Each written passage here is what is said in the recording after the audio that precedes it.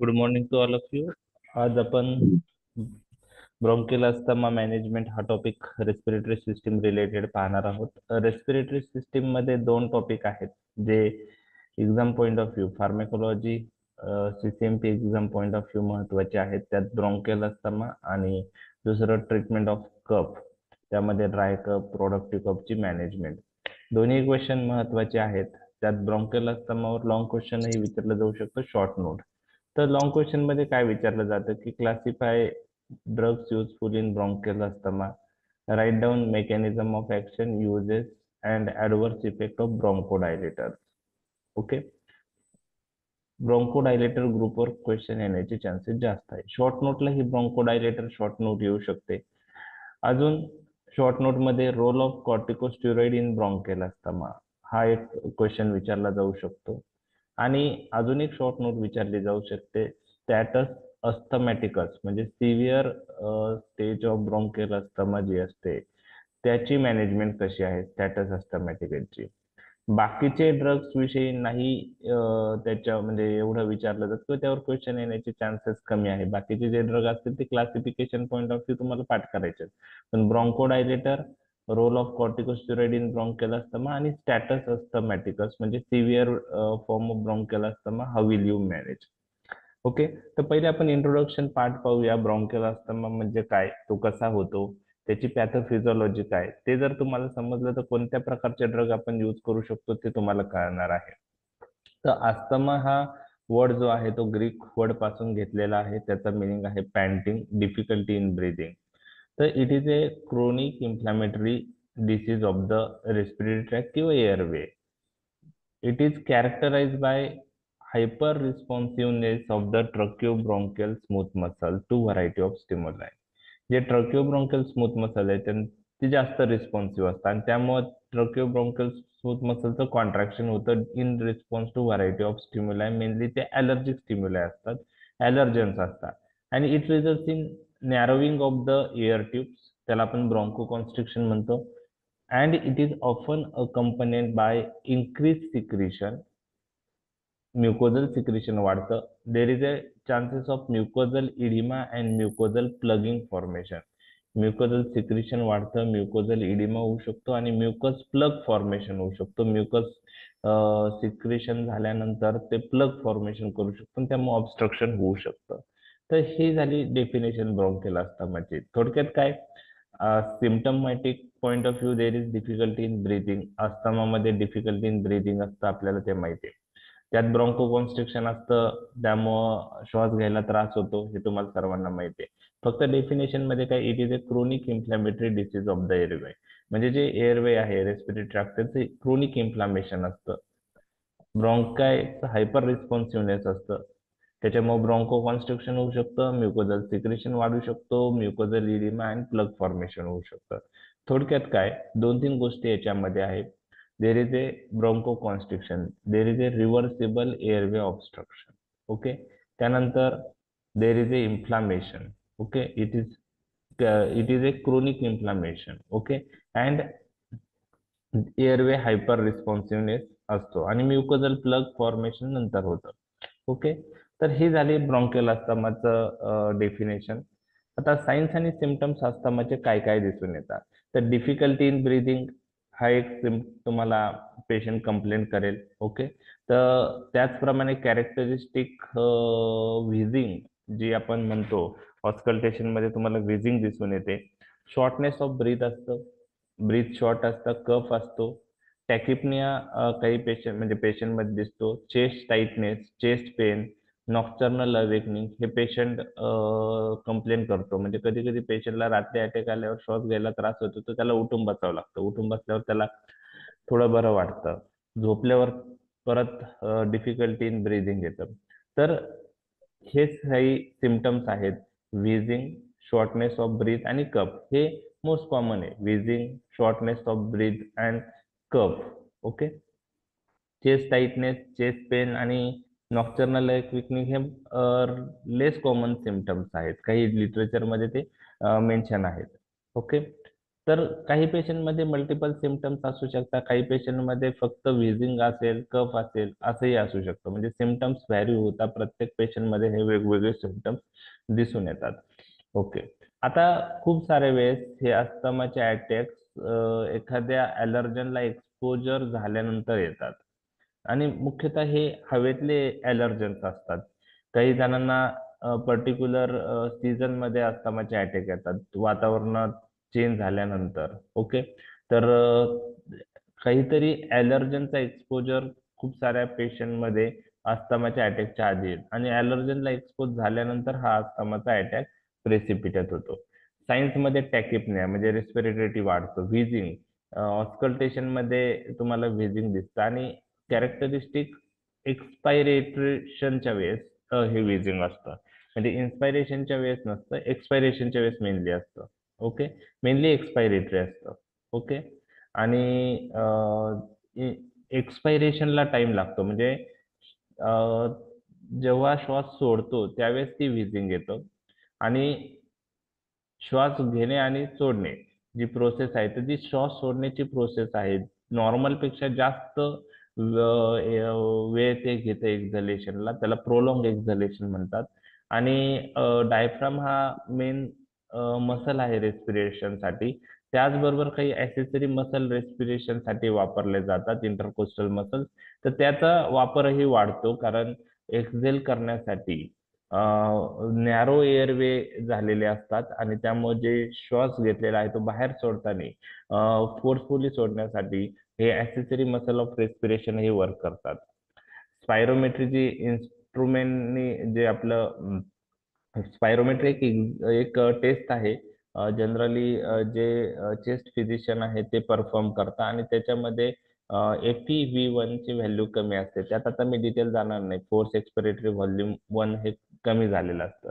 तर आपल्याला फक्त काय बेसिक साइन सिमटम्स माहित आहे, दॅट्स इट. त्याच्यावरून तुम्ही डायग्नोज करू शकता. रेडिओग्राफिक फीचर मध्ये युजली नॉर्मल असतं किंवा तिथं एअर जी आहे, एक्झलेशन जी आहे, एक्झलेशनच्या वेळेस प्रॉब्लेम येतो. त्यामुळं hyper inflation of the chest आणि फ्लॅटनिंग ऑफ द डायफ्राम रेडिओग्राफिक फीचर मध्ये दिसून येतात. ओके. त्याचप्रमाणे येस. ब्रॉन्क्युलर मार्किंग जी आहे ती पण प्रॉमिनंट झालेली असते, ब्रॉन्क्युलर मार्किंग. हा बोला. डिफरन्शियल डायग्नोसिस करायचं असेल तर समजा इन्स्पायरेटरी व्हिजिंग कशात असतं मग? आता त्याच्यामध्ये काय आहे की काही COPD चे वगैरे कॉजेस आहेत, त्यात आपल्याला डिटेल मेडिसिन रिलेटेड पार्ट येईल त्याच्यामध्ये, डिफरन्शियल डायग्नोसिस मध्ये. तर मग त्याच्यामध्ये आता याच्यामध्ये तर हे जे आहे एक्सपिरेटरी व्हिजिंग जे आहे, त्याच्यामध्ये ब्रॉन्केल अस्थमा मध्ये ते दिसून येतं. आता बरोबर. इन्स्पायरेटरी व्हिजिंग जे आहे. ओके. हम्म. तर इन्स्पायरेटरी व्हिजिंग जे आहे, तर आता त्यामध्ये कसं असतं की व्होकल कॉर्ड रिलेटेड प्रॉब्लेम असतील, फॉरेन बॉडी रिलेटेड प्रॉब्लेम असतील. ओके. आता मेन एक जे अस्थमाच्या पेशंट मध्ये ते एक्सपायरेटरी व्हिजिंग असतं. ओके. ओके. अनाफॅलेटिक मध्ये येऊ शकतं का सर इन्स्पायरेटरी व्हिजिंग? बरोबर. आता अॅनाफॅलेक्टिक शॉक मध्ये मला त्याविषयी माहिती नाही कोणतं आहे, फक्त ब्रॉन्को कॉन्स्ट्रिक्शन होतं. पण कोणत्या टाईपचं व्हिजिंग आहे, इन्स्पायरेटरी का एक्सपायरेटरी, ते मी नाही सांगू शकत. म्हणजे आता सध्या तरी मला माहित नाही, मला वाचावं लागेल ते. तर मी सर्च करून सांगतो इन्स्पायरेटरी व्हिजिंगचे कॉजेस काय आहे. ओके. हम्म. आता यामध्ये कसं आहे की व्होकल कॉर्ड रिलेटेड काही असेल किंवा अप्पर एअरवे ऑब्स्ट्रक्शन असेल, त्यामध्ये पण इन्स्पिरेटरी व्हिजिंग येऊ शकतं. ओके. ठीक. Okay.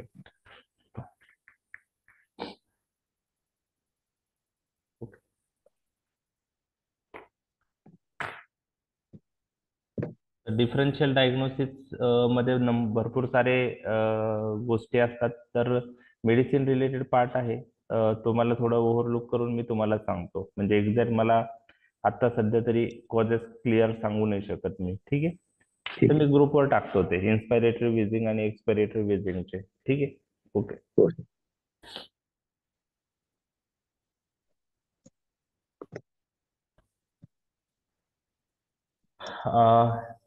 Mainly wheezing, cough, tightness, waking in the night हे त्याचे काही सिम्पटम्स आहे अस्थमाचे. अस्थमाच्या ट्रिगरसाठी महत्वाचं आहे ॲलर्जन. एक्सरसाइज इंड्यूस अस्थमा काही पेशंट मध्ये दिसतो, म्हणजे पेशंट युजली नॉर्मल असतो, परंतु जेव्हा तो एखादी एक्सरसाइज वगैरे करतो तर एक्सरसाइज इंड्यूस अस्थमा ही पेशंटला दिसतो. काही इन्फेक्शन ही अस्थमा ट्रिगर करतात. एक्सपोजर टू कोल्ड, वातावरणात चेंज झालं तरीही अस्थमाचे अटॅक येऊ शकतो. एन्व्हायरमेंटल काही एंडोटॉक्सिन्स, इरिटन्स असतात, ते पण अस्थमा ट्रिगर करतात. स्ट्रेस हा एक फॅक्टर आहे. पेन आणि काही medication. Non selective beta blocker हे ब्रॉन्कोकॉन्स्ट्रिक्शन करतात. मग अस्थमाच्या पेशंटमध्ये non selective beta blocker like propranolol use केले तर अस्थमाचा अटॅक प्रेसिपिटेट होऊ शकतो, म्हणून आपण त्या पेशंटमध्ये cardio selective beta blocker prefer करतो, हे आपण पाहिलेलं आहे. एनसेड्स, मध्ये ऍस्पिरिन नावाचा जो ड्रग आहे तो अस्थमाचे अटॅक प्रेसिपिटेट करतो. कसा करतो ते मी सांगणार आहे. त्यामुळे ज्या लोकांना अस्थमाची हिस्ट्री आहे अशा पेशंटमध्ये ऍस्पिरिन ऍज अ अँटीप्लेटलेट एजंट देण्याऐवजी, ओके, अँटीप्लेटलेट एजंट देण्याऐवजी आपण क्लोपिडोग्रिल नावाचा जो ड्रग आहे, एडीपी रिसेप्टर अँटागोनिस्ट, तो यूज करतो. तर ऍस्पिरिन अस्थमाचा अटॅक प्रेसिपिटेट करतो, हे तुम्हाला माहित पाहिजे. कधी कधी अस्थमाचा अटॅक स्टिरॉइड आणि अस्थमा कंट्रोलर विड्रॉ केल्यामुळे येऊ शकतो. विड्रॉ म्हणजे कसं की पेशंट अस्थमा कंट्रोल आहे, 6-7 महिने अटॅक नाही आला, पेशंट बंद करतो ते ड्रग, आणि पेशंट म्हणजे ते ड्रगच्या स्टॉप केल्यामुळं होणार आहे, म्हणजे ड्रग मुळे नाहीये. स्टिरॉइड आणि अदर ब्रोंकोडायलेटर स्टॉप केल्यामुळं ते होतो. फूड ऍडिटिव्ह पण काही वेळेस अस्थमाचा अटॅक प्रेसिपिटेट करू शकतात.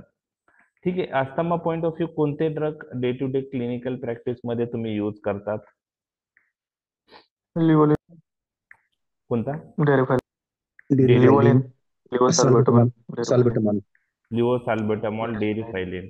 टर्बिटॅलिन, okay. Budesonide, aminophylline, aminophylline. Okay. Okay, day aminophylline, to day budesonide. Okay. त्यानंतर तुम्ही इप्राट्रोपिन. इप्राट्रोपियम सांगितलंय. ओके. अजून समजा अस्थमा, टायोट्रोपियम, टायोट्रोपियम, आणि म्हणजे कॉर्टिकोस्टेरॉइड आणि ब्रॉन्कोडायलेटर सोडून अजून कोणता ग्रुप यूज करतात का?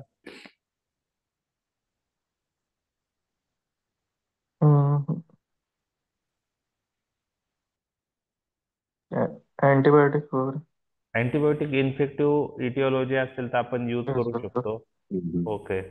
म्युकोलायटिक, हा, म्युकोलायटिक. म्युकोलायटिक, म्युकोलायटिक जर म्युकस सिक्रेशन जास्त असेल, म्हणजे आज अस्थमा मध्ये नाही, आपण म्युकस जर म्हणजे त्यात सीओपीडीचं जर कॉम्पोनंट म्हणजे जो आहे त्यात असेल तर त्यात आपण म्युकस प्लग फॉर्मेशन नाही तर म्युकोलायटिक आपण ऍड करू शकतो. ओके.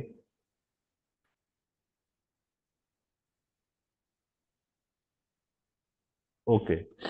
तर हे ड्रग सांगितले तुम्ही सर्व. तुम्ही मॉन्टिलुकास्ट यूज करतात का? बरोबर. Mast cell yes stabiliser, sir, yes sir. Okay. हा हा आता हे मॉन्टिलुकास जो आहे, ओके, मास्ट सेल स्टॅबिलायझर हा वेगळा ग्रुप आहे, मॉन्टिलुकास्ट हा वेगळा आहे. तर मॉन्टिलुकास नावाचा ड्रग पण तुम्ही यूज करत असताल. त्याचप्रमाणे मास्ट सेल स्टॅबिलायझर जो आहे सोडियम क्रोमोग्लायकेट, त्याचा यूज मी जास्त पाहिलेला नाही. तुम्ही पाहिलंय सोडियम क्रोमोग्लायकेट मास्ट सेल स्टॅबिलायझर? नाही, नाही, फेक्झोफेडॅडिन आहे. फेक्झोफिनॅडिन म्हणजे ते अँटीहिस्टॅमिनिक झालं. अँटी फेक्झोफिनॅडिन कसं आहे, मॉन्टिलुकास प्लस फेक्झोफिनॅडिन कॉम्बिनेशन असेल, मॉन्टिलुकास प्लस लिव्होसेट्रेझिन कॉम्बिनेशन असेल, बरोबर, तर ते आपण यूज करतो, कारण त्यात रायनायटिस, ज्यांना अस्थमा असतो त्यांना रायनायटिस पण काही प्रमाणात असतं. तर अँटीहिस्टॅमिनिक मेजर रोल नाही, पण ल्युकोट्राईन अँटागोनिस्ट मॉन्टिलुकास चांगला रोल आहे. जर क्रोनिक अस्थमा असेल, कंट्रोल होत नसेल तर मॉन्टिलुकास आपण देतोच. ठीक आहे. मास्ट सेल स्टॅबिलायझर मध्ये सोडियम क्रोमोग्लायकेट नावाचा ड्रग आहे, किटोटिफेल नावाचा ड्रग आहे, ते मास्ट सेलला स्टॅबिलिटी. आता हे सगळे ड्रग तुम्हाला माहिती आहे, फक्त ते कोणत्या मेकॅनिझमने ऍक्ट होतात ते तुम्हाला माहित पाहिजे, आणि कोणत्या अस्थमामध्ये कोणता ड्रग यूज केला पाहिजे, कोणत्या स्टेजला कोणता ड्रग यूज केला पाहिजे ते आपण जाणून घेणार आहोत. तर ऍस्पिरिन नावाचा ड्रग ब्रॉन्कियल अस्थमा का प्रेसिपिटेट करतो हे मी तुम्हाला सांगणार आहे. की आपल्याला पॅथोफिजिओलॉजी जर ब्रॉन्कियल अस्थमाची पाहिली तर पॅथोफिजिओलॉजीमध्ये जे मास्ट सेल असतात त्यातून जे मीडिएटर रिलीज होतात, बरोबर आहे, त्यामध्ये ल्युकोट्राईनचा फार मोठा रोल आहे अस्थमाच्या पॅथोफिजिओलॉजीमध्ये. म्हणजे ल्युकोट्राईनची लेवल जास्त झाली तर ल्युकोट्राईन मग बाकी गोष्टी ब्रॉन्कोकॉन्स्ट्रिक्शन आणि इन्फ्लामेशन प्रेसिपिटेट करतं. तर ल्युकोट्राईनची लेवल वाढली तर अस्थमाचा अटॅक प्रेसिपिटेट होऊ शकतो. आता ऍस्पिरिन हा ड्रग जो आहे तो आपण ऍज अँटीप्लेटलेट म्हणून day to day clinical practice मध्ये जास्त यूज करतो. त्याचप्रमाणे तो पेन किलर म्हणूनही यूज करतात, आणि तो कसा ऍक्ट होतो ते मी तुमच्याशी डिस्कस करणार आहे. तर त्यासाठी तुम्हाला ॲरोचोडेनिक ऍसिड पाथवे माहित पाहिजे. आपलं प्रोस्टाग्लॅन्डिन झालेलं नाही टॉपिक, त्यामुळे थोडं त्याचं मी हे देतो, ब्रीफ आयडिया देतो काय आहे. की आपल्या सेल मेम्ब्रेन असतं तिथं जे फॉस्फोलिपिड असतात, तर हे सेल मेम्ब्रेन ॲरोचोडेनिक ऍसिड तयार करतात. आता हा जो पाथवे मी तुम्हाला सांगत आहे याला ॲरोचोडेनिक ऍसिड पाथवे म्हणतात. आणि ॲरोचोडेनिक ऍसिड हे प्रोस्टॅग्लॅन्डिन सिंथेसिससाठी आणि ल्युकोट्राईन सिंथेसिससाठी महत्वाचा पाथवे आहे. तर आपल्या जे सेल असतात त्याचं सेल मेम्ब्रेन असतं, त्याच्यात जे फॉस्फोलिपिड असतात त्याचं कन्व्हर्जन ॲरोचोडेनिक ऍसिड मध्ये होतं. त्यासाठी फॉस्फोलायपेज A2 एन्झाईम लागतो, बरोबर आहे. तर हा ॲरोचोडेनिक ऍसिड त्यानंतर प्रोस्टॅग्लॅन्डिन मध्ये कन्वर्ट होतो किंवा ल्युकोट्राईन मध्ये कन्वर्ट होऊ शकतो. जर ॲरोचोडेनिक ऍसिड प्रोस्टॅग्लॅन्डिन मध्ये कसं कन्वर्ट होतो, तर ॲरोचोडेनिक ऍसिड प्रोस्टॅग्लॅन्डिन मध्ये सायक्लोऑक्सिजेनेज एन्झाईमच्या माध्यमातून, म्हणजे cyclooxygenase enzyme responsible for conversion of arachidonic acid to prostaglandin, म्हणजे जे प्रोस्टॅग्लॅन्डिन्स आहेत त्यांच्या सिंथेसिससाठी सायक्लोऑक्सिजेनेज एन्झाईम लागतो.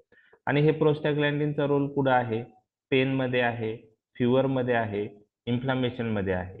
पेन, फिवर, इन्फ्लामेशन मध्ये प्रोस्टॅग्लॅन्डिनचा रोल आहे, बरोबर आहे. त्यामुळं जे ड्रग कॉक्स एन्झाईम इनहिबिट करतात ते ड्रग प्रोस्टॅग्लॅन्डिन सिंथेसिस इनहिबिट करतात. त्यामुळं पेन कमी होतं, इन्फ्लामेशन कमी होतं, फिवर कमी होतो, ओके. आणि अशा ड्रगला जे ड्रग कॉक्स एन्झाईम इनहिबिट करतात आणि प्रोस्टॅग्लॅन्डिन सिंथेसिस इनहिबिट करतात त्याला नाव दिलेलं आहे non स्टिरॉइडल anti inflammatory drug. Non स्टिरॉइडल anti inflammatory. अजून एक ग्रुप आहे जो इन्फ्लामेशन कमी करतो, ते आहे कॉर्टिकोस्टिरॉइड. हे कॉर्टिकोस्टिरॉइड नाही, म्हणून non स्टिरॉइडल anti inflammatory drug. Additionally ते पेन पण कमी करतात, फिवर पण कमी करतात. त्यामुळे पॅरासिटामॉल हा एनसेड आहे. तर हे सगळे ड्रग कोणता एन्झाईम इनहिबिट करून ऍक्ट होतात? कॉक्स, सायक्लोऑक्सिजेनेज.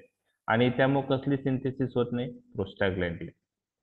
तर ऍस्पिरिन हा एक नॉन स्टिरॉइडल अँटी इन्फ्लामेटरी ड्रग आहे. तो पण पेन, फिवर, इन्फ्लामेशन कमी करतो. ऍस्पिरिनला ऍडिशनल अँटीप्लेटलेट ऍक्शन ही आहे लो डोसला, आणि अँटीप्लेटलेट म्हणून तो जास्त यूज होतो आत्ताच्या डे टू डे क्लिनिकल प्रॅक्टिसमध्ये. तर ऍस्पिरिन यूज केल्यामुळे काय होतं? सायक्लोऑक्सिजेनेज एन्झाईम इनहिबिट होतं, प्रोस्टॅग्लॅन्डिन सिंथेसिस होत नाही. त्यामुळं जो पण ॲरोचोडेनिक ऍसिड आहे तो कन्वर्ट कुठं होतो? ल्युकोट्राईन. तर ॲरोचोडेनिक ऍसिड सायक्लोऑक्सिजेनेज एन्झाईमनी प्रोस्टॅग्लॅन्डिन मध्ये कन्वर्ट होतो. ॲरोचोडेनिक ऍसिड लायपोऑक्सिजेनेज एन्झाईमनी ल्युकोट्राईन्स मध्ये कन्वर्ट होतो. त्यामुळे एक पाथवे इनहिबिट झाला, सायक्लोऑक्सिजेनेज पाथवे. तर जो पण अवेलेबल ॲरोचोडेनिक ऍसिड आहे, ओके, ऍस्पिरिनने जर सायक्लोऑक्सिजेनेज एन्झाईम इनहिबिट झालं, आणि ऍस्पिरिन सायक्लोऑक्सिजेनेज एन्झाईम इरिव्हर्सिबली इनहिबिट करतो. बाकीचे एनसेड सायक्लोऑक्सिजेनेज एन्झाईम रिव्हर्सिबली इनहिबिट करतात. तर ऍस्पिरिन सायक्लोऑक्सिजेनेज एन्झाईम इनहिबिट इरिव्हर्सिबली करतो. त्यामुळं जो पण ॲरोचोडेनिक ऍसिड आहे that is diverted towards lipo-oxygenase pathway. With the help of lipo-oxygenase enzyme, this arachidonic acid convert into leukotriene, and there will be more leukotriene synthesis in case when we use aspirin. आणि जर एखाद्याला अस्थमाची history आहे, अशा पेशंटला जर ऍस्पिरिन use केलं तर अशा पेशंटमध्ये ल्युकोट्राईनची लेवल वाढेल, आणि ल्युकोट्राईन हा अस्थमाच्या पॅथोफिजिओलॉजी मध्ये महत्वाचा इन्फ्लामेटरी मेडिएटर आहे, आणि त्यामुळं अस्थमाचा अटॅक प्रेसिपिटेट होतो. म्हणून अस्थमाच्या पेशंटमध्ये अँटीप्लेटलेट ड्रग जर यूज करायचा असेल तर ऍस्पिरिनच्या ऐवजी आपण दुसरा ड्रग यूज करू शकतो. प्रिफर आपण केलं पाहिजे, दॅट इज क्लोपिडोग्रिल. तुम्ही क्लोपिडोग्रिल ऐकलं असेल. तर 2 मार्कला तुम्हाला कोणी विचारलं की ऍस्पिरिन अस्थमाचा अटॅक प्रेसिपिटेट कसा करतो, तर त्याचं रिझन आहे aspirin inhibit cyclooxygenase enzyme. Due to that prostaglandin synthesis is inhibited and arachidonic acid is not able to convert into prostaglandin, and whatever arachidonic acid is there, that is converted into towards, or that is diverted towards leukotriene synthesis and converted into leukotrienes. बरोबर आहे. तर ऍस्पिरिन मुळे leukotriene synthesis indirectly वाढते, हे आपण बघितलेलं आहे, आणि असा त्यामुळे प्रेसिपिटेट होतो. लक्षात आलं हे? येस. ओके. आता इटिओलॉजी खूप सारी आहे अस्थमाच्या याच्यामध्ये. आपल्याला जास्त करून ॲलर्जिक एन्व्हायरमेंटल फॅक्टर माहिती आहे, परंतु genetic factor, immunological factor, inflammatory developmental factor खूप सारे असोसिएटेड आहे. 2 प्रकारचे. आता हे पण part pharmacology point of view महत्वाचा नाही. एक्सट्रिन्सिक आणि intrinsic asthma. Extrinsic asthma associated with history of allergy. हा इपिसोडिक असतो, म्हणजे सीझन नुसार येतो तो, कधी वर्षातून पर्टिक्युलर मंथ्स मध्ये असतो. आयजी लेवल वाढलेली असते, आणि एक्सट्रिन्सिक अस्थमामध्ये स्टॅटस अस्थमॅटिकचे चान्सेस कमी असतात. इंट्रिन्सिक अस्थमामध्ये ॲलर्जीची हिस्ट्री नसते. पेरिनियल म्हणजे तो सीझनल नसतो, कधीही येऊ शकतो, वर्षभर असू शकतो. आयजी लेवल चेंज नसते झालेली, आणि स्टॅटस अस्थमॅटिकस इंट्रिन्सिक अस्थमामध्ये जास्त कॉमन असतो. नाही आला एक्झाम पॉइंट ऑफ व्ह्यू महत्वाचं नाही एक्सट्रिन्सिक अस्थमा आणि इंट्रिन्सिक अस्थमा. आता हे ड्रग्स कसे लक्षात ठेवायचे, तर त्यासाठी तुम्हाला पॅथोफिजिओलॉजी माहित पाहिजे. म्हणजे आपल्याला आता 2 गोष्टी तर लक्षात आलेल्या आहेत की अस्थमाचे जे मॅनिफेस्टेशन आहे त्यामध्ये ब्रॉन्कोकॉन्स्ट्रिक्शन आहे, mucosal secretion, mucosal oedema, mucosal inflammation असतं. तर treatment point of view, drug of choice in acute attack of asthma bronchodilator आहे. तर ब्रॉन्कोडायलेटर ग्रुप मधले ड्रग आपल्याला यूज करावे लागतात. ओके. ब्रॉन्कोडायलेटर सिम्पटमॅटिक इम्प्रुव्हमेंट होणार आहे. ते अस्थमा होण्याची जी प्रोसेस आहे त्याच्यावर जनरली काही इफेक्ट करत नाही. ते जे सिम्पटम्स आलेला आहे ब्रॉन्कोकॉन्स्ट्रिक्शन मुळे व्हिजिंग, तर ब्रॉन्कोडायलेटेशन करून ते सिम्पटम्स इम्प्रूव्ह करतात. दुसरे जे ड्रग आहेत ते आपण यूज करतो इन्फ्लामेशन कमी करण्यासाठी. Anti inflammatory point of view आपण कॉर्टिकोस्टेरॉइड यूज करू शकतो, ल्युकोट्राईन अँटेगोनिस्ट यूज करू शकतो. तर आपण आता अस्थमाची जी पॅथोफिजिओलॉजी आहे, आता हा चार्ट पण एक्झाम पॉइंट ऑफ व्ह्यू महत्वाचा नाही. तर जी पॅथोफिजिओलॉजी आहे ती आपण डिस्कस करणार आहोत. तर मोस्ट इम्पॉर्टंट जे ॲलर्जी रिलेटेड अस्थमाचा अटॅक प्रेसिपिटेट होतो तो कसा होतो ते मी तुमच्याशी डिस्कस करत आहे. तर यामध्ये काय आहे, यामध्ये एक मिनिट, यामध्ये जे आहे की ज्यावेळेस ॲलर्जनचा एक्सपोजर फर्स्ट टाइम होतो त्या ॲलर्जनला, म्हणजे ते ॲलर्जन अँटीजन म्हणून ऍक्ट होतं आपल्या बॉडीसाठी, आणि त्याच्या अगेन्स्ट अँटीबॉडी बनतात. प्रामुख्याने आयजीई अँटीबॉडी बनते, आणि पहिल्या एक्सपोजरच्या वेळेस अटॅक प्रेसिपिटेट होत नाही, अँटीबॉडी बनते, आणि ही अँटीबॉडी त्यानंतर मास्ट सेलला जाऊन बाइंड होते. आता मास्ट सेल आपल्या शरीरात सर्वत्र आहे, आणि मास्ट सेलमध्ये वेगवेगळे इन्फ्लॅमेटरी मेडिएटर स्टोअर असतात. त्यामध्ये हिस्टामाइन आहे, ल्युकोट्राईन आहे, प्रोस्टाग्लॅंडिन आहे, प्लेटलेट ऍक्टिव्हेटिंग फॅक्टर आहेत, हे सर्व असतात. तर काही किमोटॅक्टिक फॅक्टरही असतात. तर ह्या मास्ट सेलमध्ये हे सर्व फॅक्टर स्टोअर असतात आणि अँटीजन ॲलर्जन एक्सपोजर झाल्यानंतर अँटीबॉडी बनल्यानंतर ही आयजी अँटीबॉडी मास्ट सेलला जाऊन बाइंड होते. ज्यावेळेस ॲलर्जनचा एक्सपोजर परत होतो त्यावेळेस हा ॲलर्जन आपल्या बॉडीमध्ये आल्यानंतर त्या अँटीबॉडीला जाऊन बाइंड होतो. अँटीजन आणि ॲलर्जन म्हणजे अँटीजन म्हणून ऍक्ट होणार आणि अँटीबॉडी ऑलरेडी मास्ट सेलला बाइंड आहे. तर अँटीजन अँटीबॉडी रिॲक्शन होऊन मास्ट सेल डिग्रॅन्युलेशन होतं. म्हणजे मास्ट सेल मधले जे मेडिएटर्स आहेत ते रिलीज होतात. Mast cell degranulation, mast cell degranulation. मग त्यामुळं leukotriene, platelet activating factor, prostaglandin, chemotactic factor सर्व रिलीज होतात आणि त्यामुळं काय होतं की हिस्टामाइन रिलीज होतो, ल्युकोट्राईन रिलीज होतो, प्रोस्टॅग्लॅन्डिन, प्लेटलेट ऍक्टिव्हेटिंग फॅक्टर हे सगळे रिलीज होतात आणि हिस्टामाइन जो आहे ओके तो ब्रॉन्को कॉन्स्ट्रिक्शन करतो. H1 रिसेप्टर जे आहेत त्यावर ऍक्ट होतो. ल्युकोट्राईन हे इन्फ्लामेशन इंड्यूस करतात. प्लेटलेट ऍक्टिव्हेटिंग फॅक्टर जे आहेत ते इन्फ्लामेशन इंड्यूस करतात. त्यामुळं म्युकस सिक्रिशन वाढतं, म्युकोजल इडिमा फॉर्म होतो. ओके ओके लक्षात आलं. तर इनिशियली जो पहिला रिस्पॉन्स असतो त्याला आपण अर्ली अस्थमॅटिक रिस्पॉन्स म्हणतो, ब्रॉन्को कॉन्स्ट्रिक्शन, आणि इन्फ्लामेशन जे आहे त्याला लेट अस्थमॅटिक रिस्पॉन्स म्हणतो. आता किमोटेक्टिक फॅक्टर जे आहे ते रिलीज झाल्यावरही इन्फ्लामेशन इंड्यूस होतं. तर ब्रॉन्को कॉन्स्ट्रिक्शन आणि इन्फ्लामेशन ह्या गोष्टी अस्थमाच्या पॅथोफिजिओलॉजीमध्ये दिसून येतात आणि ह्या सर्व गोष्टी मास्ट सेल डिग्रॅन्युलेशन झाल्यामुळं जे मेडिएटर रिलीज होतात त्याच्यामुळे होत आहे. ओके ठीक आहे. मास्ट सेल डिग्रॅन्युलेशन बाकी अदर कॉजेसमुळे पण होतात. कोल्ड एअर, एक्सरसाइज, ओके त्याच्यामुळं पीएच व्हेरिएशन होऊन मास्ट सेल डिग्रॅन्युलेशन होऊ शकतं. ओके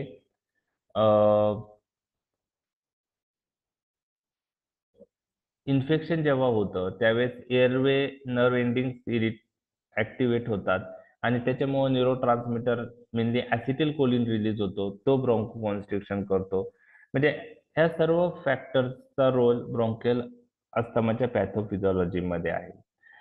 तर कोलिनर्जिक सिस्टीम जी आहे ऍसिटिल कोलिन त्यातून रिलीज होतो आणि ऍसिटिल कोलिन ब्रॉन्को कॉन्स्ट्रिक्शन करतो. तर तुम्हाला एक लक्षात ठेवायचं आहे की कोलिनर्जिक सिस्टीमचा रोल जास्त करून अस्थमापेक्षा सीओपीडी मध्ये आहे, क्रोनिक ऑब्स्ट्रक्टिव्ह पल्मनरी डिसीज मध्ये.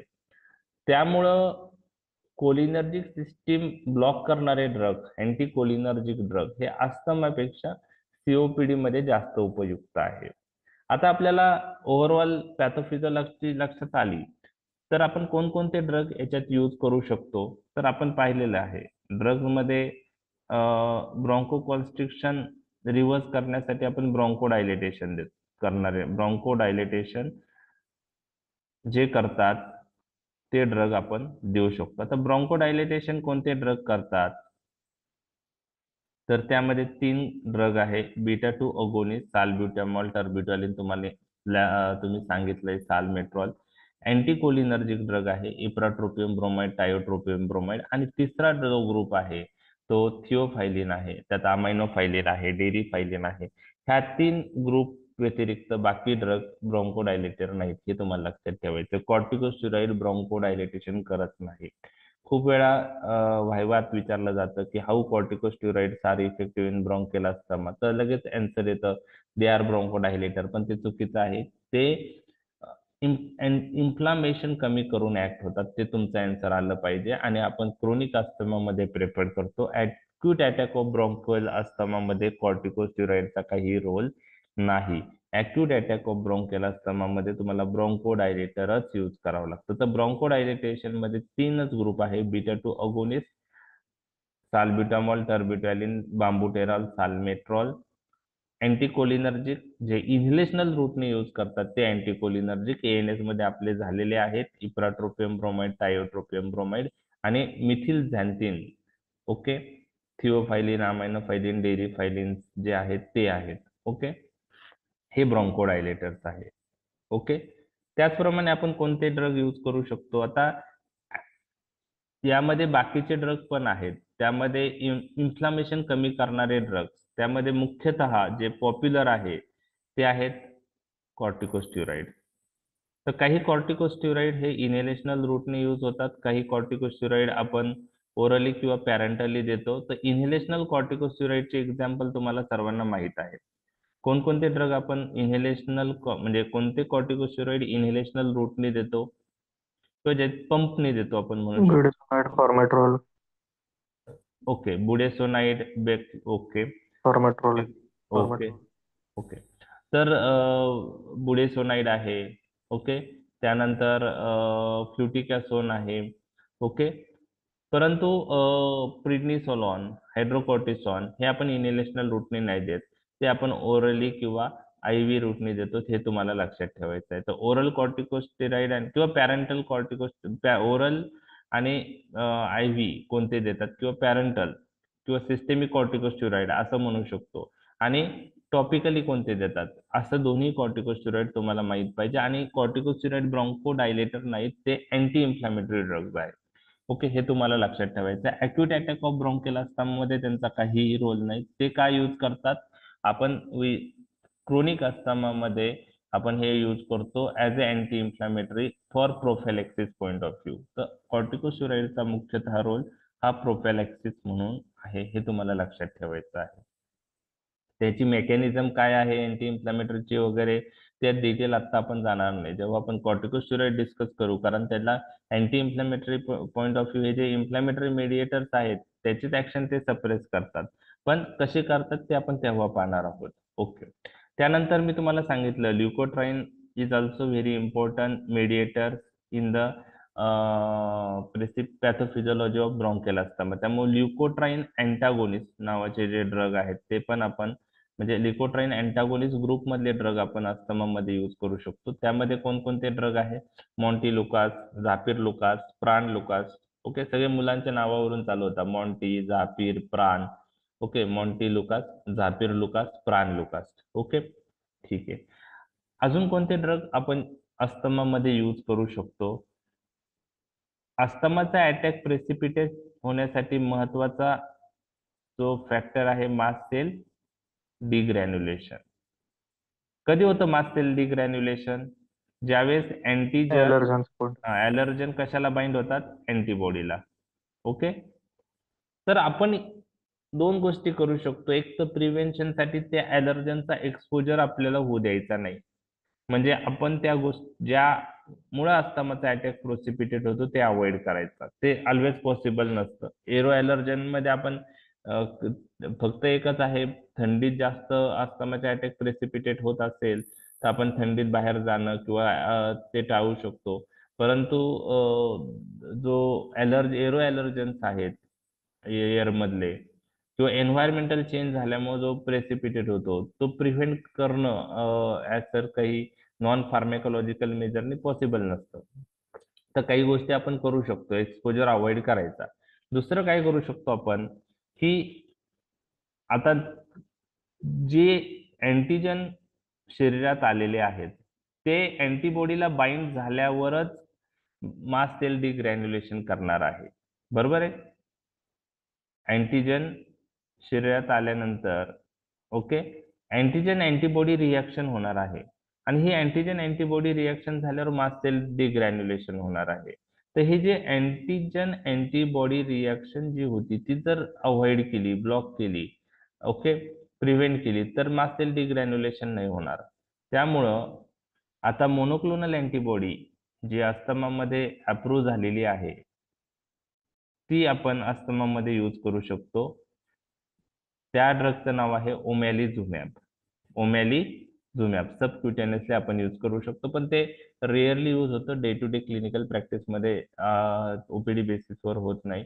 स्पेशालिस्ट जे असतील रेस्पिरेटरी फिजिशियन ते क्रोनिक अस्थमाच्या पेशंटमध्ये हे यूज करू शकतो. कॉस्ट जास्त आहे आणि ही omalizumab antigen antibody reaction prevent करते आणि अँटीजन अँटीबॉडी रिॲक्शन झाली नाही तर मास्ट सेल डिग्रॅन्युलेशन होणार नाही. तर अँटी IgE अँटीबॉडी हे ओमेलिझुमॅब आहे. त्यानंतर मास्ट सेल डिग्रॅन्युलेशन झाल्यामुळं हे तर सगळं हे हं. महिना दीड महिना दिलं जातं का हे रोज सबक्युटेनियस? कोणता ओमेलिझुमॅब? आता हा ओमेलिझुमॅब कसं दिलं जातं त्याविषयी मला पण माहित नाहीये. ते मला आठवत नाही, पण सबक्युटेनियस 2-3 वर्ष इंजेक्शन झाले आहे. होते, महिना दीड महिना त्यांना सबक्युटेनियस द्यायला लागायचे डेली डेली देत होते का? डेली हो डेली. ओके. तर ड्युरेशन किती आहे ते मला माहित नाही. 2 ते 4 वीक आहे 2 ते 4 देतात ते. वीक 12. Okay okay. आणि सबक्युटेनियस इंजेक्शन येतं ते. हा ते सबक्युटेनियस रूटने देतात, पण duration of treatment as such फार्मॅकच्या बुक्स मध्ये पण मेन्शन नाही आणि मी पण कधी पाहिलेलं नाहीये. तुम्ही पाहिलेलं आहे ओमेलिझुमॅब दिलेलं? दिलंय, पण ते ड्रगचं नाव नाही आठवत. सबक्युटेनियस देत होते का? सबक्युटेनियस. ओके. आणि ज्यांना ही अस्थमाची हिस्ट्री होती त्याच लोकांमध्ये होतं ते. हा आता कसं आहे की ते क्रोनिक अस्थमाच्या पेशंट मध्ये ओमेलिझुमॅब सबक्युटेनियसली देता एवढं बुक्स मध्ये मी हे वाचलेलं आहे, परंतु मला त्याचं कधी पेशंट मी पाहिलेलं नाही. तुम्ही पाहिलेलं आहे तर मे बी सबक्युटेनियसली जे ड्रग आहे अस्थमा मध्ये मी जे पाहिलेत तर सबक्युटेनियसली जे आहे ते ओमेलिझुमॅब मोनोक्लोनल अँटीबॉडी आहे. तर ती अँटीजन अँटीबॉडी रिॲक्शनच होऊ देत नाही, त्यामुळे मास्ट सेल डिग्रॅन्युलेशन होत नाही. म्हणजे जे अँटीबॉडी तयार होत आहे ॲलर्जनच्या अगेन्स्ट, त्या अँटीबॉडीच्या अगेन्स्ट ही अँटीबॉडी आपण देतो. म्हणजे अँटीजन आणि अँटीबॉडीचा जो हे होत होता, अँटीजन जेव्हा अँटीबॉडीला बाइंड होतील त्यावेळेसच मास्ट सेल डिग्रॅन्युलेशन होणार आहे. तर ती प्रोसेसच ओमेलिझुमॅब हे करतं. तर सबक्युटेनियस रूटने असेल तर तोच असेल 12 वीक्स, 2 ते 3 वीक्स म्हणताय ना? 1 महिना म्हणले तुम्ही, 4 वीक. 2 ते 4 वीक. ओके, 2 ते 4 वीक. ओके. आता डेली देतात का नाही ते एक पहा. म्हणजे आता कसं आहे की त्याविषयी मला माहित नाही. मी आर्टिकल पाहतो आणि बाकी ॲलर्जिक कंडिशन मध्येही ते देत असतील, कारण अँटीजन अँटीबॉडी रिॲक्शन होऊ देत नाही म्हणल्यावर बाकी जर ॲलर्जिक कंडिशन जे असतील त्यात त्याचा काय रोल आहे ते पण आपण पाहूया. तर तुम्हाला जर ओमेलिझुमॅब विषयी माहित भेटलं लिटरेचर तुम्ही टाका, मी पण सर्च करून टाकतो ओमेलिझुमॅब बरोबर. Okay okay. 4 आठवड्यानंतर परत काही रिपिटेशन काही दिवसांनी असं काही?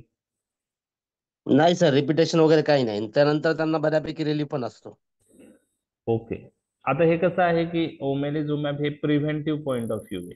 म्हणजे जोपर्यंत आता कसं आहे, माझा म्हणण्याचा उद्देश काय की जेव्हा त्याचा इफेक्ट संपेल, ओके, संपल्यानंतर किती दिवस इफेक्ट राहतो ते एक आपण पाहिलं पाहिजे. आणि कारण ॲलर्जन हे लाईफ लॉंग एक्सपोज होणारच आहे.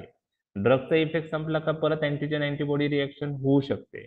त्याच्यामुळं याचं ड्युरेशन किती राहतं 1 महिना ट्रीटमेंट दिल्याने ते पण आपण सर्च करूया. ओके चालेल. तर ओमेलिझुमॅब सबक्युटेनियसली आपण यूज करतो. हॅलो, आवाज येतोय? नाही sir. Excuse me sir.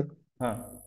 Acute मध्ये कॉर्टिकोस्टेरॉइडचा रोल नाही म्हणता मग पण नुसतं प्लेन डेरिफायलिन दिलं तर क्विक रिलीफ नाही भेटत. नाही, आता याच्यामध्ये कसं आहे, तुम्हाला ती हिस्ट्री घ्यावी लागते अस्थमाची.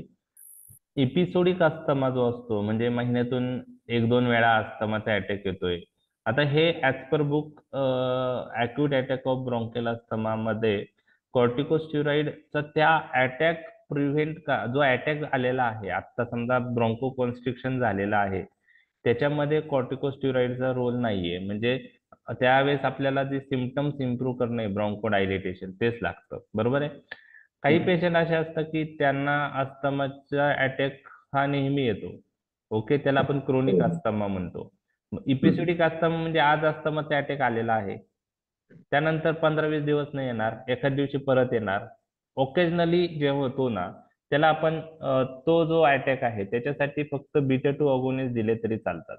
परंतु ज्या पेशंटला अस्थमाचा अटॅक आपण बीटा-2 अगोनिस्ट देतोय, कंट्रोल नाही होते, परत परत अटॅक येत आहेत. काही पेशंटला डेली अटॅक येतो.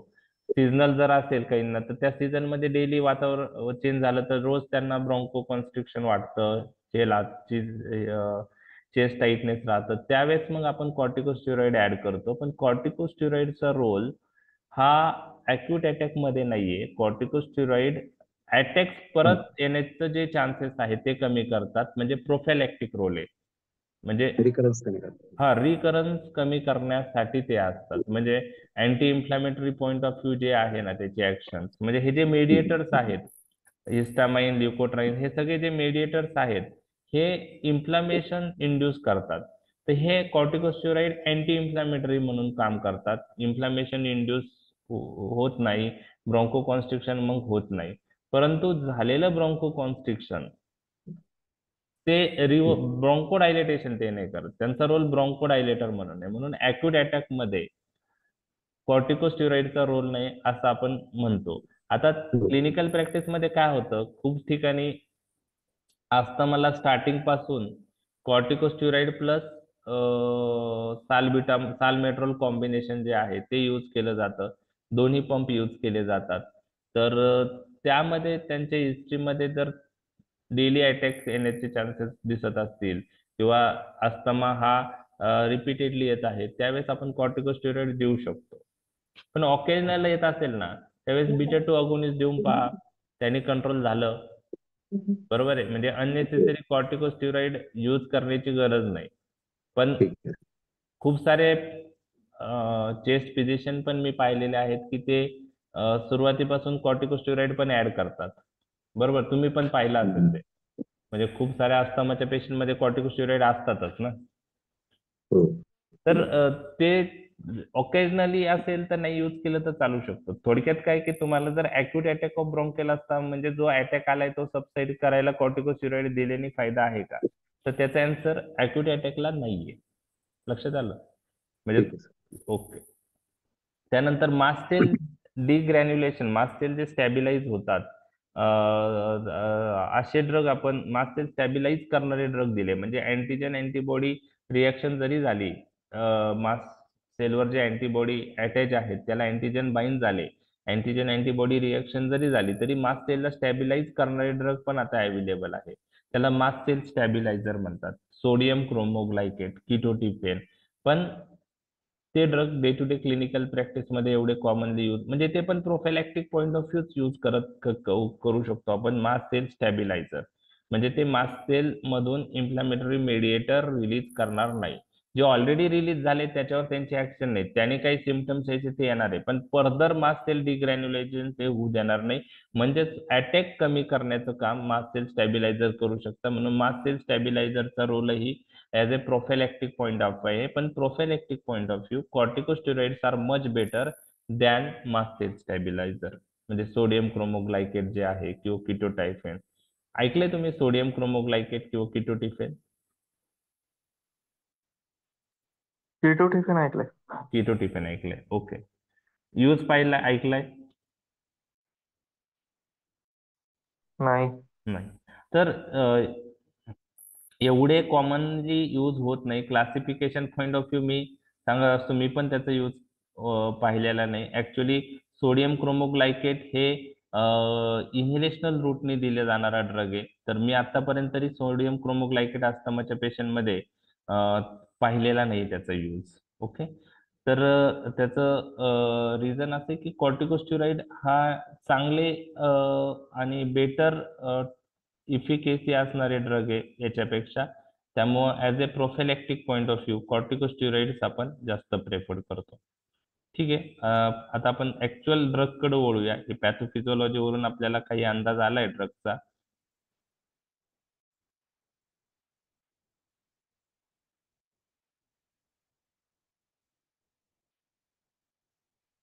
हे इरेज करतो मी.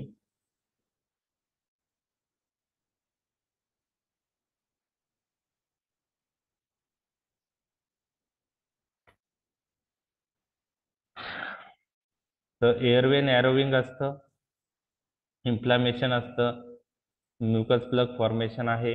ट्रीटमेंट, आता जे ब्रोंकोडायलेटर ग्रुप आहे त्यात 3 ड्रग, आता क्लासिफिकेशन मध्ये 6-7 प्रकारचे ड्रग तुमचे आलेच पाहिजे. ब्रोंकोडायलेटर तुम्हाला सर्व ड्रग माहिती आहे, फक्त ते वेगवेगळ्या ग्रुपमध्ये टाकायचे. त्यामध्ये ब्रोंकोडायलेटर मध्ये ॲड्रिनर्जिक ड्रग, त्याला सिम्पॅथोमायमेटिक ड्रग असं म्हणतात. दुसऱ्या काही बुक्स मध्ये बीटा 2 म्हणजे सिम्पॅथोमायमेटिक मध्ये म्हणजे असे ड्रग जे सिम्पॅथेटिक सिस्टीमवर अगोनिस्ट म्हणून कार्य करतात, ते ॲड्रिनर्जिक ड्रग. तर ब्रॉन्कोडायलेटर्स मध्ये नॉन सिलेक्टिव्ह ब्रॉन्कोडायलेटर पण आहे आणि बीटा 2 सिलेक्टिव्ह ब्रॉन्कोडायलेटर आहे. तर आपण एएनएस मध्ये पाहिलं होतं की स्मूथ मसलवर बीटा 2 रिसेप्टर असतात. ब्रॉन्कियल स्मूथ मसलवरचे बीटा 2 रिसेप्टर जर ऍक्टिव्हेट झाले तर ब्रॉन्कोडायलेटेशन होतं, हे आपण पाहिलंय. मग ॲड्रिनर्जिक ड्रग, मग त्यात ॲड्रिनॅलिन असतील, इफेड्रिन, साल्बिटामॉल, साल्मेट्रॉल, फॉर्मोटेरॉल, हे सगळे बीटा 2 रिसेप्टरवर अगोनिस्ट म्हणून कार्य करतात आणि त्यामुळे ब्रॉन्कोडायलेटेशन होतं, स्मूथ मसल रिलॅक्स होतात. ओके, तर सिम्पॅथोमायमेटिक ड्रग. काही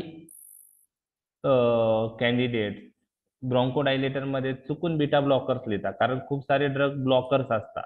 म्हणून तिथं कन्फ्युजन असं होतं की बीटा रिसेप्टरवर ऍक्ट होणारे म्हणजे बीटा ब्लॉकर मेन्शन करतात, पण बीटा ब्लॉकर ब्रॉन्को कॉन्स्ट्रिक्शन करतात, हे तुम्हाला लक्षात ठेवायचे, non selective beta blocker. Okay, तर इफिड्रिन आहे. बीटा 2 अगोनिस्ट मध्ये दोन ग्रुप आहेत, शॉर्ट ऍक्टिंग बीटा 2 अगोनिस्ट आणि long acting beta 2 agonist. Short acting beta 2 agonist जे आहेत ते साल्बिटामॉल आणि टर्बिटालिन आहे. त्याला आपण साबा म्हणतो, साबा आणि लाबा. शॉर्ट ऍक्टिंग बीटा अगोनिस्ट साबा, लॉंग ऍक्टिंग बीटा अगोनिस्ट लाबा. साबा मध्ये साल्बिटामॉल, टर्बिटालिन आहे. लॉंग ऍक्टिंग बीटा अगोनिस्ट त्यात साल्मेट्रॉल, फॉर्मोटेरॉल आणि बांबुटेरॉल आहे. तर ते साबा जे आहे ते शॉर्ट ऍक्टिंग आहे, पण त्यांची ऍक्शन म्हणजे आता ह्या तीन ग्रुप जे पाहणार आहे आपण, सिम्पॅथोमायमेटिक मध्ये मेनली बीटा 2 अगोनिस्ट, अँटीकोलिनर्जिक आणि मिथिलझॅन्थिन, थिओफायलिन, अमायनोफायलिन, यामध्ये फास्टेस्ट ऍक्टिंग जो ग्रुप आहे तो बीटा अगोनिस्ट आहे. त्यामुळं तुम्हाला जर कोणी विचारलं बीटा अगोनिस्ट आणि अँटीकोलिनर्जिक मध्ये अस्थमा मध्ये अॅक्यूट अटॅकला बेस्ट ड्रग ग्रुप कोणता, तर बीटा 2 अगोनिस्ट. ओके, आणि त्यामध्ये दोन ग्रुप आहे, साबा, लाबा. तर साबा जो आहे, साल्बिटामॉल, टर्बिटालिन, ह्यांची ड्युरेशन ऑफ ऍक्शन शॉर्ट आहे, पण ते फास्ट ऍक्टिंग असतात लाबापेक्षा. लाबामध्ये साल्मेट्रॉल आहे, फॉर्मोटेरॉल आहे, बांबुटेरॉल आहे. त्यांचा ऑनसेट ऑफ ऍक्शन स्लो असतो, पण ड्युरेशन ऑफ ऍक्शन जास्त असतो. म्हणून राऊंड द क्लॉक प्रोफॅलॅक्सिस मध्ये कॉर्टिकोस्टेरॉइड बरोबर कंबाईन करायला हे ड्रग आपण प्रेफर करतो, साल्मेट्रॉल, फॉर्मोटेरॉल. ओके, तर हे झालं बीटा 2 अगोनिस्ट. जर तुम्हाला ग्रुप नसेल लक्षात ठेवायचे, साबा, लाबा, तुम्ही फक्त नावं लिहिले तरी चालू शकतात. नॉन सिलेक्टिव्ह बीटा 2 अगोनिस्ट असं डिव्हिजन न करता तुम्ही सगळे ड्रग सिम्पॅथोमायमेटिक मध्ये दिले तरी चालतात. काही अस्थमाच्या पेशंटला ॲड्रिनॅलिन यूज करता तुम्ही नेबुलायझेशन रूटनी का नाही? येस. म्हणजे अस्थमाच्या पेशंटला ॲड्रिनॅलिनचा यूज होतो का नाही होत असं आता? नाही करत. ओके, तर पूर्वीच्या काळात ॲड्रिनॅलिन पण यूज केलं जायचं, परंतु आता आपण ॲड्रिनॅलिन का नाही यूज करणार? तो पण बीटा 2 अगोनिस्टिक ड्रग आहे, त्याला पण बीटा 2 अगोनिस्टिक ऍक्शन आहे. ॲड्रिनॅलिन का नाही यूज करायला पाहिजे असं जर तुम्हाला कोणी वायवत विचारलं, साल्बिटामॉलच का करायला पाहिजे, त्याचा ऍडव्हान्टेज Correct. काय? तर ॲड्रिनॅलिन हा बीटा 2 रिसेप्टरला अगोनिस्ट आहे, पण ॲड्रिनॅलिन अजून कोणते रिसेप्टर ऍक्टिव्हेट करतो? बाकीचे पण करतो. बीटा 1 1 करतं, अल्फा 1, अल्फा 2 करतो. आता बीटा 1 केल्यामुळं काय चान्सेस वाढतात? पाल्पिटेशनचे, ट्रिमर. आता साल्बिटामॉल पण पाल्पिटेशन करू शकतो हायर डोसला, परंतु चान्सेस कमी आहे, कारण तो सिलेक्टिव्ह बीटा 2 अगोनिस्ट आहे. ही सिलेक्टिव्हिटी डोस वाढली की लॉस होऊ शकते, परंतु ॲड्रेनालिन पेक्षा साल्बिटामॉलचे हार्ट रिलेटेड ऍडव्हर्स इफेक्ट कमी आहे. लक्षात आलं? पाल्पिटेशनचे चान्सेस कमी आहे. Okay, anticholinergic drug ipratropium bromide, tiotropium bromide,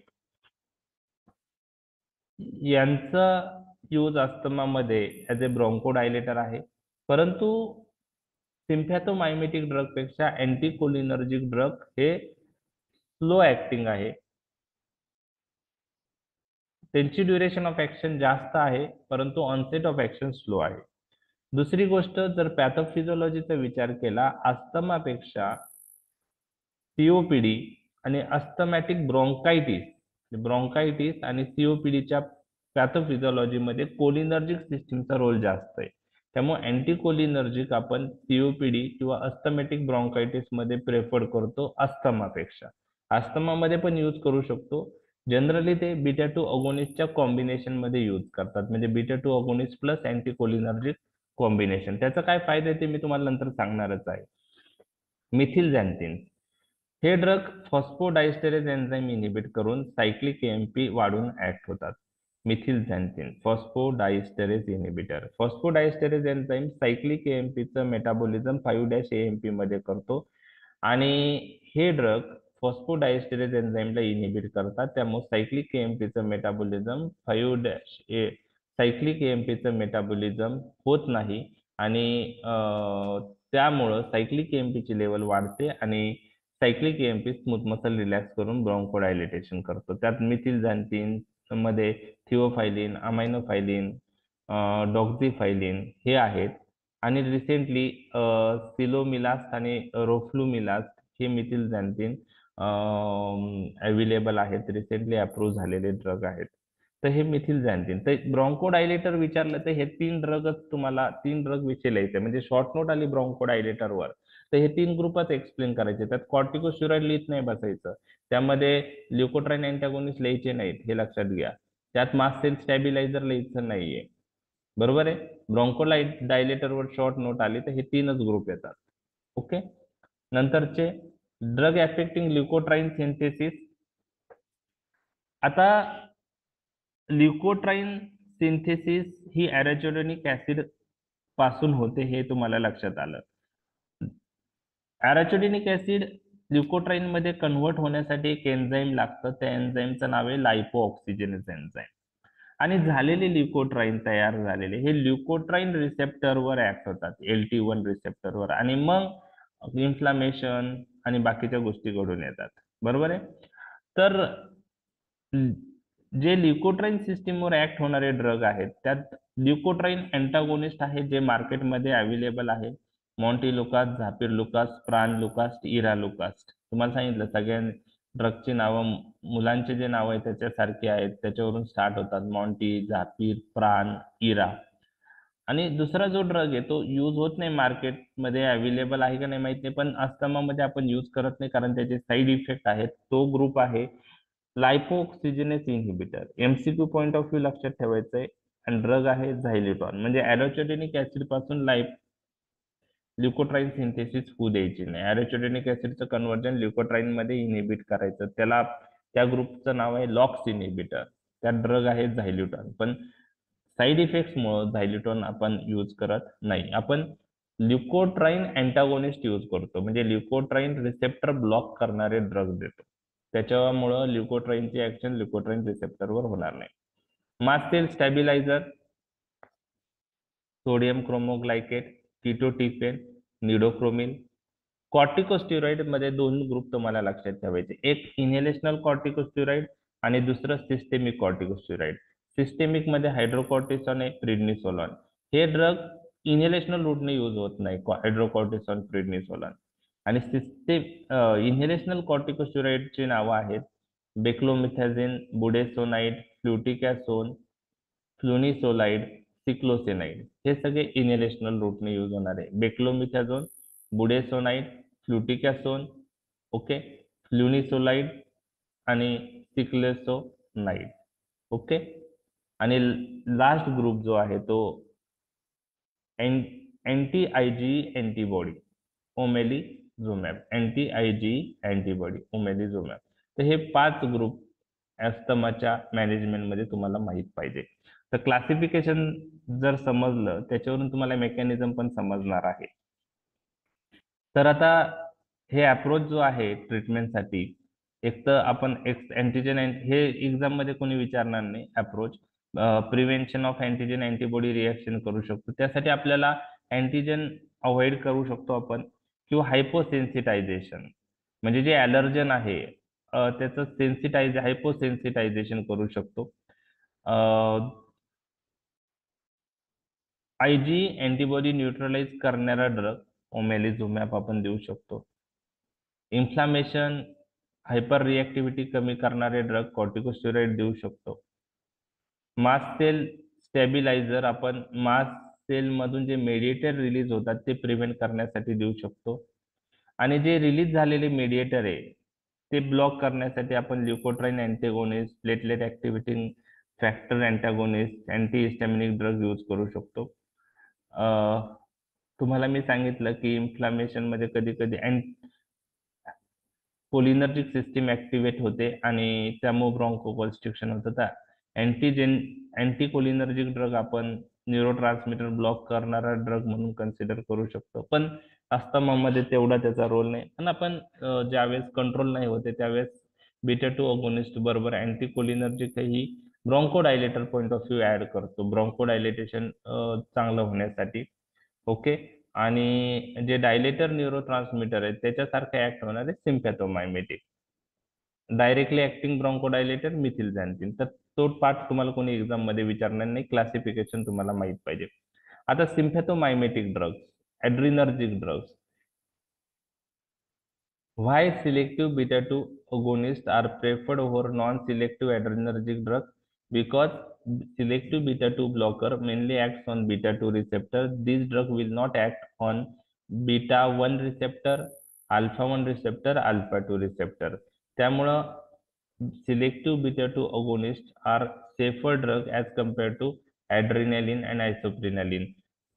Selective beta 2 agonist heart related जे साईड इफेक्ट आहे ऍड्रिनलिनचे ते सिलेक्टिव्ह बीटा 2 अगोनिस्ट कमी आहे. असं नाही की साल्बिटामोल पाल्पिटेशन होणारच नाही, होऊ शकतं, होतं, परंतु ऍड्रिनलिन बरोबर चान्सेस जास्त आहे, आयसोप्रिनलिन बरोबर चान्सेस जास्त आहे. ऍड्रिनलिन हा drug alpha 1, alpha 2, beta 1, beta 2, beta 3 रिसेप्टरवर ऍक्ट होतो. आयसोप्रिनलिन हा ड्रग बीटा 1, बीटा 2, बीटा 3 रिसेप्टरवर ऍक्ट होतो.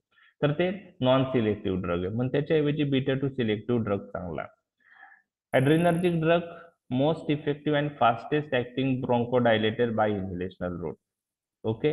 म्हणजे अँटीकोलिनर्जिक आणि ऍड्रिनर्जिक ड्रग मध्ये ड्रग ऑफ चॉईस अस्थमामध्ये जर विचारला इन अॅक्यूट अटॅक तर ते ऍड्रिनर्जिक ड्रग आहे बीटा 2 अगोनिस्ट, कारण ते फास्टेस्ट ऍक्टिंग आहे अँटीकोलिनर्जिक ड्रग पेक्षा. मेकॅनिझम कशी आहे?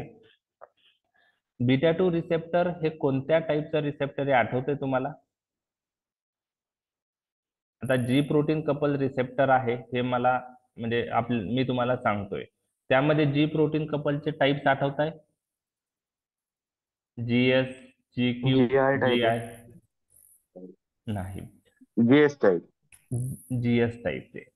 All beta receptors are GS type receptor. बरोबर आहे. All beta receptors are GS. Beta 1 असू द्या, बीटा 2 असू द्या, बीटा 3 असू द्या, सगळे बीटा रिसेप्टर हे GS टाइप ऑफ रिसेप्टर आहे. ओके. मस्क्युरेनिक मध्ये M1, M3 हे GQ टाइप आहे आणि M2 हा GI टाइप आहे. M2 हा GI टाइप आहे. तर GS रिसेप्टर ऍक्टिव्हेट झाल्यानंतर कोणता पाथवे ऍक्टिव्हेट होतो? Cyclic MP. Adenylyl, cyclic MP. Adenylyl cyclase, cyclic MP आणि सायक्लिक एमपी. मग ती गोष्ट तुम्हाला इथं लक्षात ठेवायची की बीटा 2 अगोनिस्टिक ड्रग किंवा ऍड्रिनर्जिक ड्रग अस्थमामध्ये कसे इफेक्टिव्ह आहे तुम्ही सांगू शकता, हा ते ब्रॉन्कोडायलेटर आहे, तुम्हाला माहित आहे ते. पण मेकॅनिझम लिहिण्यासाठी एक्झाम मध्ये तुम्हाला त्या गोष्टी महत्वाच्या आहे की beta 2 agonist drugs act on beta 2 receptor. Okay. Increases cyclic AMP. Cyclic AMP कसं वाढतं? बाय स्टिम्युलेटिंग ऍडिनिलिन सायक्लेस, ते तुम्हाला लक्षात येईल. And due to that there is relaxation of smooth muscle. मी तुम्हाला सांगितलंय सायक्लिक एएमपी ची लेवल स्मूथ मसल मध्ये वाढली तर स्मूथ मसल रिलॅक्स होतात. Cyclic AMP, cyclic GMP smooth muscle मध्ये वाढले की स्मूथ मसल रिलॅक्स होतात आणि स्मूथ मसल रिलॅक्स झालं तर काय होणार? Bronco dilatation. मग तुम्हाला ह्या स्टेप्स पाठ करायची गरज नाही. तर ही मेन ऍक्शन आहे adrenergic drugs. They act on beta 2 receptor, stimulate adenylyl cyclase, there is increased cyclic AMP, relaxation of smooth muscle. आता बाकीचे ऍक्शन नाही लक्षात राहिले एक्झाम मध्ये तरी चालू शकतात, टेन्शन घ्यायचं नाही. एवढी एक ऍक्शन दिली मोर दॅन इनफ आहे, कारण ती तुम्हाला लक्षात राहू शकते. दुसरे ऍक्शन इन्क्रीज इन म्युकोसिलरी क्लिअरन्स, म्हणजे म्युकोस सिक्रेशन जे झालेलं आहे ते बाहेर पडतं म्युकोसिलरी क्लिअरन्स वाढल्यामुळं.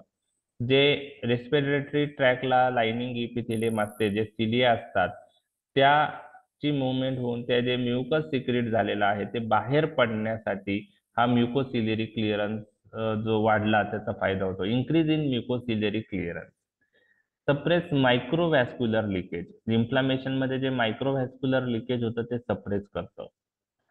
आता हे झाली मेन इम्पॉर्टंट पॉइंट. बीटा 2 अगोनिस्टिक ड्रगला अजून एक प्रॉपर्टी आहे, ती नाही लक्षात राहिली तरी चालेल. एक्झाम मध्ये पहिली ऍक्शन तुम्ही जी लिहिली ती मोर दॅन इनफ आहे. फक्त आता नॉलेज पॉइंट ऑफ व्ह्यू सांगतोय की मास्ट सेल जे आहे त्यावरही बीटा 2 रिसेप्टर असतात, बरोबर आहे. आणि मास्ट सेल वरचे बीटा 2 रिसेप्टर जर ऍक्टिव्हेट झाले तर मास्ट सेल मधला सायक्लिक एएमपी वाढतो, आणि सायक्लिक एएमपी जर वाढला तर तो मेडिएटरचं रिलीज इनहिबिट करतो. मेडिएटरचं रिलीज इनहिबिट करतो म्हणजे थोडक्यात मास्ट सेल स्टॅबिलाइज केली जाते.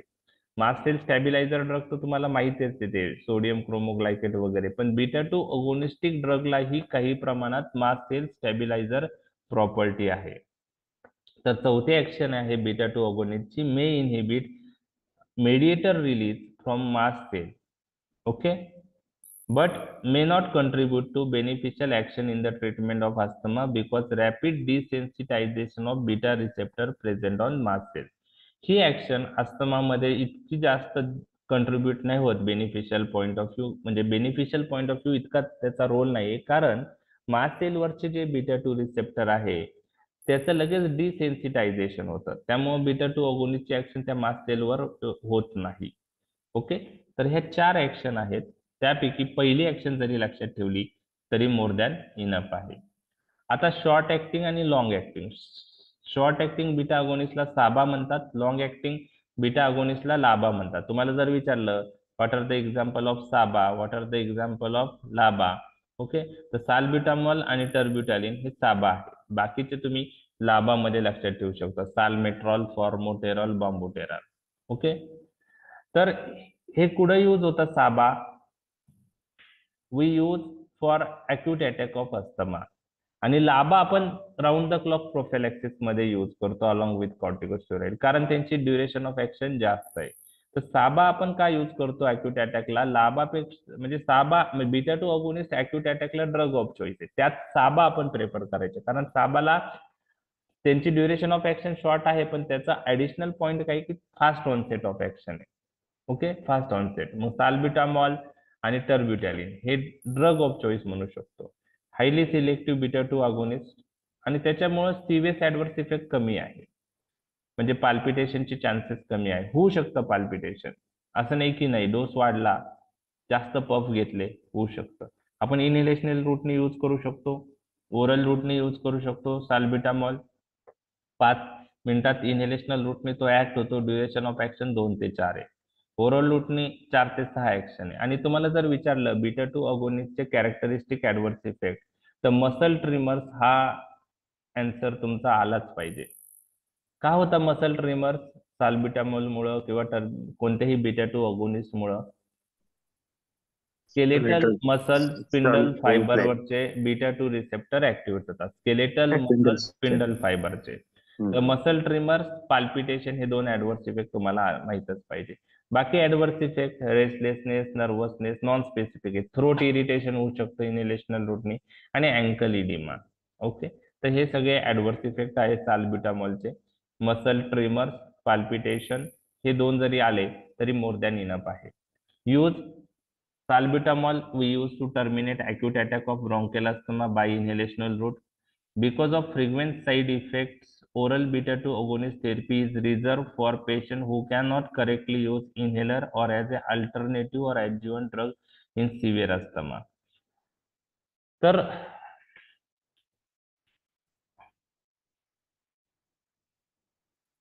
आपण साल्ब्युटामॉल मुख्यतः इनहेलेशनल रूटने यूज करतो, त्यासाठी आपण मीटर डोस इनहेलर इन्स्ट्रुमेंट पेशंटला देतो, त्यात ते ड्रग असतं, किंवा रोटाहेलर जे कॅप्सूल असतात ते यूज करण्यासाठी रोटाहेलर इनहेलेशनल रूटने आपण ड्रग देऊ शकतो, किंवा नेबुलायझर, ह्या गोष्टी आपण वापरतो.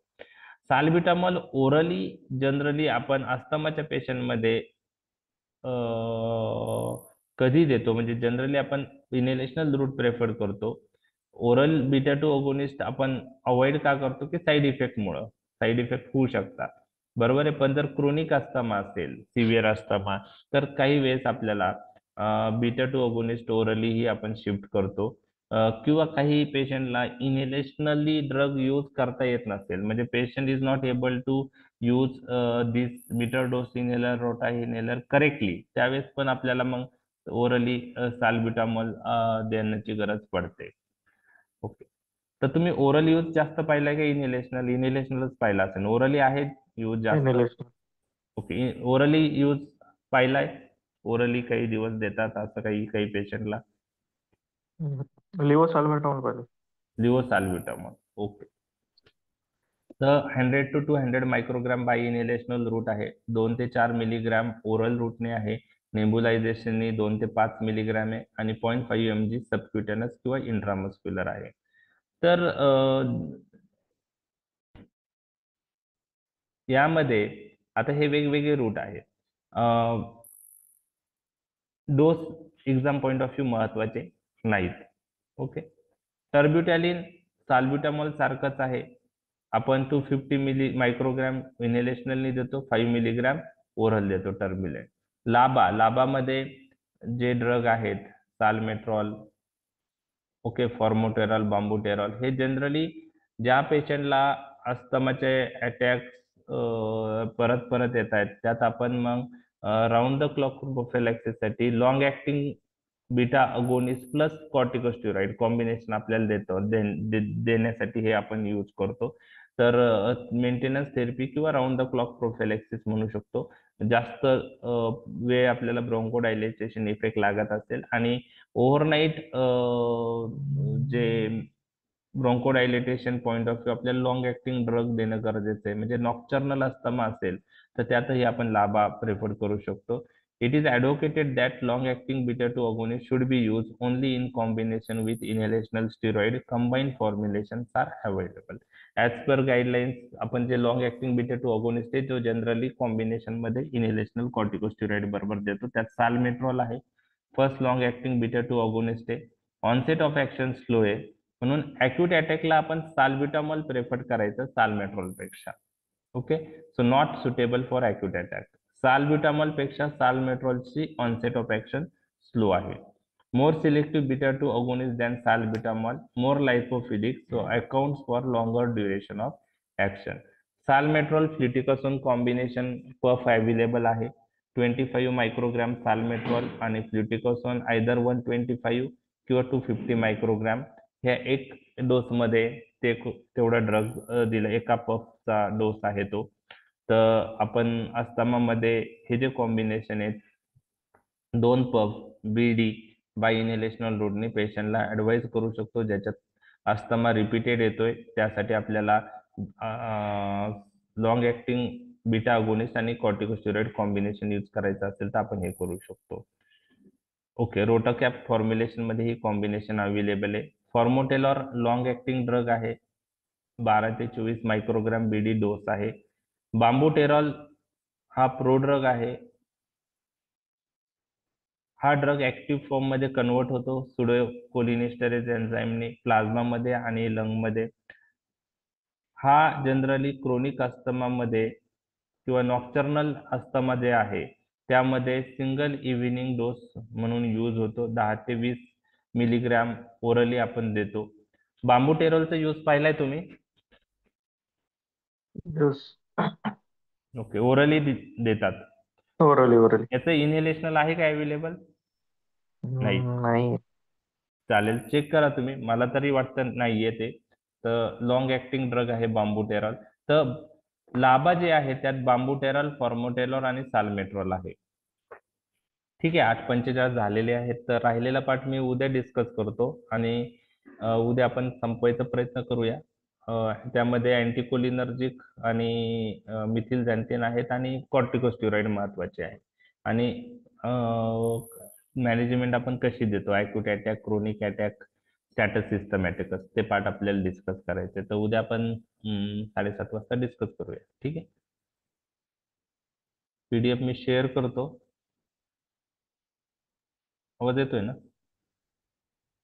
Yes sir. ओके, तर राहिलेलं म्हणजे आता आपला एक ग्रुप झालाय साल बीटा 2 अगोनिस्ट, राहिलेले ग्रुप आपण उद्या डिस्कस करू, कारण 8:45 वाजलेत. Okay, I have to start the exam Okay, at 9 o'clock. ठीक आहे, चालेल. Okay, thank you. थँक्यू.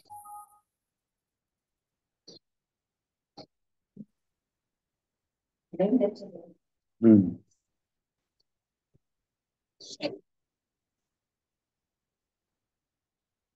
पुढे द्यायच्या राहिल्या पण. दे ना.